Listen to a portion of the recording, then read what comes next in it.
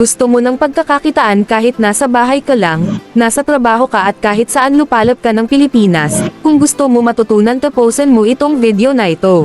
Step 1. Kailangan mo mag-register para magkaroon ka ng account. Ka mag-alala, tuturuan kita kung paano mag-register. Handa ka na ba? Dahil kung handa ka na, sisimulan na natin.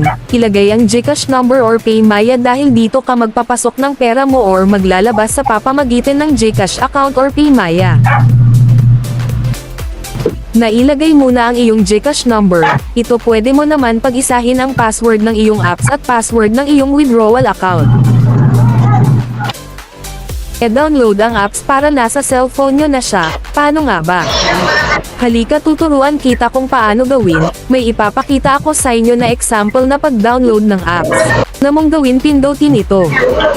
Pagkatapos mo din may lalabas na dalawang pagpipilian. Kung ang cellphone mo ay Android, pindutin mo yung nasa taas. Pero kung ang cellphone mo iPhone, pindutin mo yung nasa baba. Sana all. Yun, pag na-download mo na siya, check mo sa cellphone mo, kung isa na sa apps mo katulad nito. Login ka ulit sa apps, ilagay ang iyong number at ilagay yung apps password. 3. PM muna ako para maturuan kita kung paano kumita ng katulad nito.